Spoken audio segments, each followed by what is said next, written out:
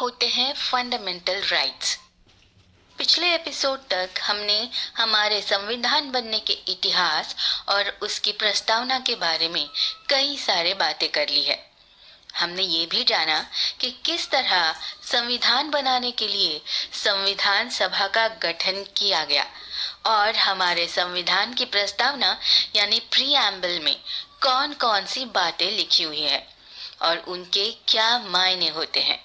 ऐसा माना जाता है कि ये सभी बातें और जानकारी यूपीएससी की परीक्षा की नज़र से बहुत ज़रूरी और बेसिक बातें होती हैं जो हर किसी को पता होनी ही चाहिए। लेकिन अब हमें यूपीएससी के लिए ज़रूरी पॉलिटिकल नॉलेज यानी जानकारी के लिए और भी गहराई से हमारे संविधान को जानना और समझना होगा। इसलिए इस एपिसोड में हम हमारे संविधान में दिए गए मूलभूत अधिकारों यानी फंडामेंटल राइट्स के बारे में बात करेंगे। भारत के संविधान को कुल 25 भागों में बांटकर देखा जा सकता है। इसमें से तीसरे भाग में भारत के नागरिकों और भारत में रहने वाले दूसरे देश के लोगों के लिए कुछ फंडामेंटल राइट्स यानी मूलभूत अधिकार दिए गए हैं। उनको दिए गए ये अधिकार संविधान की प्रस्तावना से ही निकले हुए हैं। इसमें भारत के लोगों के लिए जिस गरिमा और इकोनॉमिक सोशल जस्टिस यानी ऊंच नीच और गरीबी अमीरी के फर्क को कम करने की बात की गई है, उसी की स्थापना के लिए संविधान के भाग 3 में फंडामेंटल राइट्स की व्यवस्था की गई है। हमारे संविधान में दिए गए मूलभूत अधिकार हर किसी के लिए सबसे जरूरी अधिकार होते हैं। एक वक्त साल 1948 में सभी देशों ने मिलकर देश के नागरिकों के लिए कुछ बेसिक ह्यूमन राइट्स यानी मानवाधिकार तैयार किए थे। ऐसे अधिकार जो एक इंसान की जिंदगी को बेहतर बनाने के लिए बहुत जरूरी व्यवस्था कही जा सकती है। भारत के संविधान के मूलभूत अधिकार भी उन्हीं के जैसे दिखाई देते हैं।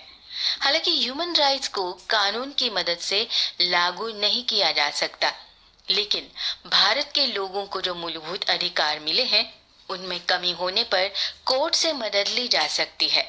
साथ ही साथ इन मूलभूत अधिकारों को कुल 6 भागों में बांटा जा सकता है। पहला अधिकार है समानता का अधिकार। ये अधिकार संविधान के आर्टिकल 14 से 18 में पाया जाता है। संविधान के मुताबिक आर्टिकल 14 में कानून के सामने समानता और कानून द्वारा बराबरी की सुरक्षा का अधिकार दिया गया है। इसका मतलब होता है कि भारत का हर नागरिक देश के कानून के सामने एक जैसा समझा जाएगा और किसी भी नागरिक को किसी दूसरे नागरिक से बड़ा या जरूरी नहीं माना जाएगा।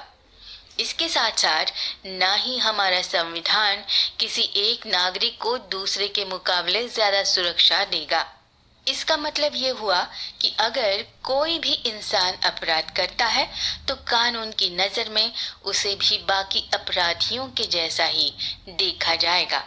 भारतीय संविधान में शामिल आर्टिकल 15 ये व्यवस्था करता है कि भारत में धर्म, जाति, नस्ल, रंग, लिंग या जन्म स्थान के आधार पर किसी भी तरह का कोई भी भेदभाव नहीं किया जाएगा।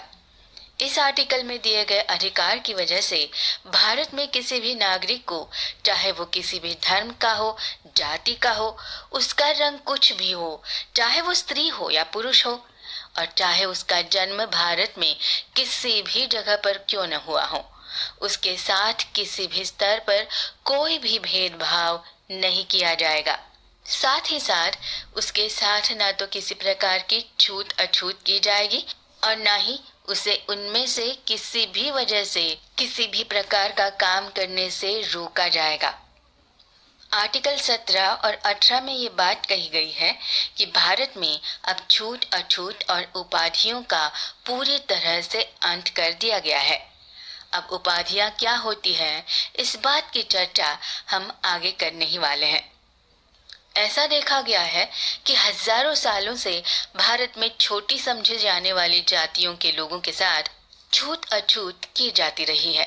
उन्हें ऊंची जाति के लोगों के साथ बैठने नहीं दिया जाता, शादी नहीं करने दी जाती और यहाँ तक कि छोटी जातियों के पानी पीने के लिए भी एक अलग जगह बनाई गई थी।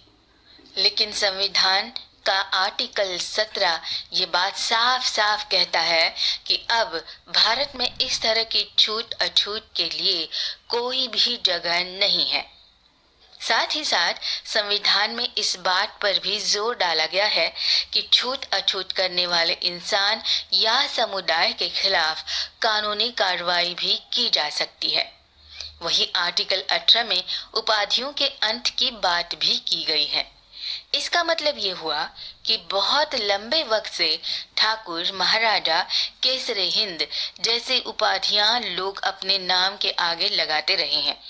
ये उपाधियां कुछ लोगों को दूसरों के मुकाबले ज्यादा बड़ा साबित करती थी। इसीलिए संविधान ने ऐसी किसी भी उपाधि का इस्तेमाल करना गैर कानूनी बना दिया। ये भी सच है कि बहुत लंबे वक्त से भारत की पिछड़ी जातियों के लोगों को पढ़ाई लिखाई करने का मौका भी नहीं दिया गया था और ना ही उनके पास किसी तरह की जमीन जायदाद बची थी। ऐसे में पहले से ताकतवर और मजबूत लोगों के साथ मुकाबला करना उनके लिए नामुमकिन ही था। इसी परेशानी को ध्यान में रखते हुए आर्टिकल 15 और 16 में ये व्यवस्था की गई कि भारत की पिछड़ी जातियों के लोगों के लिए कुछ ऐसी व्यवस्था बनाई जाएगी कि उन्हें पढ़ाई लिखाई और नौकरी के मामले में किसी से पीछे ना रहना पड़े।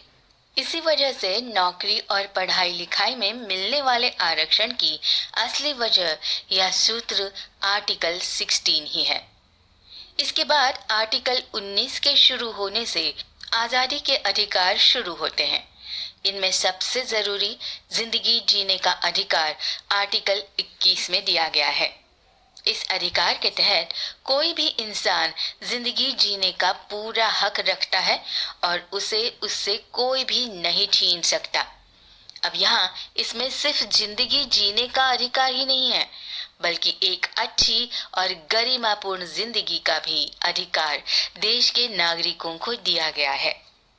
आर्टिकल 21A में लोगों को बुनियादी शिक्षा का भी अधिकार दिया गया है। साथ ही साथ संविधान के आर्टिकल 19 में हर नागरिक को बोलने की, खुद की इच्छा लोगों के सामने जाहिर करने की, कोई सभा, मीटिंग या आंदोलन करने की भी आजादी दी गई है। इस आर्टिकल में हर नागरिक को किसी भी तरह का कामकाज करने की भी पूरी छूट मिलती है और उसके लिए उसे देश के किसी भी हिस्से में आने जाने की पूरी आजादी होती है।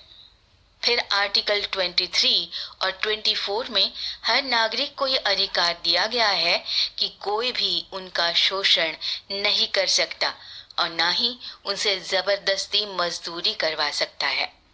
भारत के संविधान ने बच्चों से मजदूरी करवाने और ह्यूमन ट्रैफिकिंग यानी इंसानी शरीर को खरीदने बेचने पर भी पाबंदी लगाई हुई है। संविधान के आर्टिकल 25 से 28 में नागरिकों को किसी भी तरह का धर्म मानने और उसका प्रचार करने की भी पूरी इजाजत दी गई है।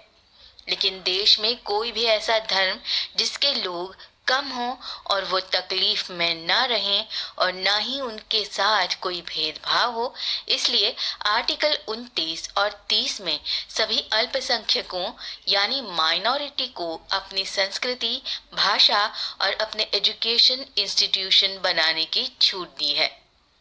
अब इन सब मूलभूत अधिकारों के बाद भी अगर भारत के नागरिकों के खिलाफ यहाँ की सरकार या कोई भी इंसान ऐसा कोई काम करता है जिनसे ये अधिकार खतरे में आ जाते हैं, तब ऐसे में उन्हें इस बात को लागू करने के लिए, साथ ही उनकी सुरक्षा करने के लिए हर नागरिक को आर्टिकल 32 के तहत सीधे सुप्रीम कोर्ट में शिकायत करने का भी अधिकार है। इसे हमारे संविधान में संवैधानिक उपचार का अधिकार ऐसे कहा जाता है। वैसे तो आमतौर पर अधिकार के बिना बाकी के सारे मूलभूत अधिकार बेकार होते हैं, लेकिन ऐसा नहीं है कि भारत में सिर्फ अपने देश के लोगों के लिए सभी मौलिक अधिकारों की व्यवस्था की है। बल्कि संविधान में कुछ मूलभूत अधिकार ऐसे भी होते हैं जो भारत में आने वाले दुनिया के किसी भी देश के नागरिक के लिए भी लागू होते हैं। इनमें कानून के आगे समानता, जीवन का अधिकार, धार्मिक आजादी जैसे अधिकार शामिल है, जो न सिर्फ भारत के नागरिकों को बल्कि दुनिया के किसी भी इंसान को भारत का संविधान देता है। इनके अलावा कुछ ऐसे अधिकार भी हैं जो हमारा संविधान केवल भारत के नागरिकों को ही देता है, जैसे कि धर्म, नस्ल, जाति, लिंग और जन्म स्थान के आधार पर किए जाने वाले भेदभाव के खिलाफ अधिकार, सरकारी नौकरी में सबको एक समान मौका मिलने का अधिकार, फिर बोलने और आंदोलन करने का अधिकार सिर्फ भारत के नागरिकों को ही दिया गया है। ऐसा माना जाता है कि जब हमारा संविधान बना था, उस वक्त आर्टिकल 31 में मूलभूत अधिकारों के तहत एक अधिकार प्रॉपर्टी का अधिकार भी था। इसका मतलब था कि भारत के हर नागरिक का ये मूलभूत अधिकार है कि उसकी प्रॉपर्टी किसी भी हालत में सरकार द्वारा छीनी न जाए। लेकिन समय के साथ साथ संपत्ति के अधिकार को संविधान में बदलाव करके मूलभूत अधिकारों की लिस्ट से हटा दिया गया। एक तरह से देखा जाए तो फंडामेंटल राइट भारत सरकार पर एक तरह के अंकुश या लगाम लगाने का काम करता है, जिससे कोई भी सरकार जनता के अधिकारों के खिलाफ काम ना कर सके। अब ये जानना बहुत दिलचस्प होगा कि ये मूल अधिकार सरकार के साथ साथ हमारी संसद पर भी लगाम लगा कर रखते हैं कि वो जनता के हितों के खिलाफ कोई कानून न बना पाए। संविधान में आर्टिकल 13 ये कहता है कि ऐसा कोई भी कानून जो फंडामेंटल राइट्स को चुनौती देता है, वो अपने आप गैर कानूनी हो जाता है।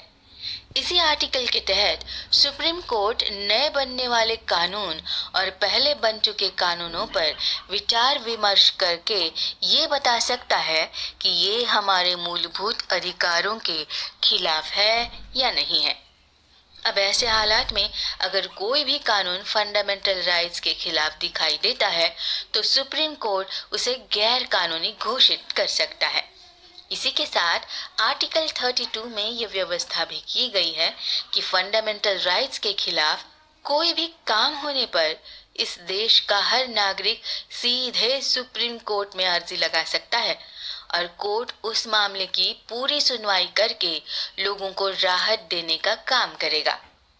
सुप्रीम कोर्ट का कहना है कि आर्टिकल 32 में देश के नागरिकों को उनके फंडामेंटल राइट्स बचाने के लिए सुप्रीम कोर्ट तक जाने का जो अधिकार दिया गया है, उसे किसी भी तरह संविधान में बदलाव करके खत्म नहीं किया जा सकता है। इसकी वजह यह है कि वो हमारे संविधान का एक मूलभूत ढांचा है, जिसमें बदलाव करने की इजाजत किसी सरकार या संसद को नहीं है। यही वजह है कि आर्टिकल 32 को डॉक्टर भीमराव अंबेडकर ने संविधान की आत्मा और उसका दिल बताया था। यहाँ तक कि खुद भारतीय सुप्रीम कोर्ट भी नागरिकों के मूलभूत अधिकार की बात आने पर आर्टिकल 32 के तहत सुनवाई करने से मना नहीं कर सकता। फिलहाल आगे चलकर सुप्रीम कोर्ट ने पब्लिक इंटरेस्ट लिटिगेशन यानी PIL की भी व्यवस्था कर दी है, जिसके तहत अब अपने अधिकारों को बचाने के लिए खुद पीड़ित इंसान द्वारा केस फाइल या दाखिल करना जरूरी नहीं है, बल्कि देश का कोई भी नागरिक इसके लिए किसी के भी तरफ से खुद सुप्रीम कोर्ट में उसके नाम की गुहार या अर्जी लगा सकता है।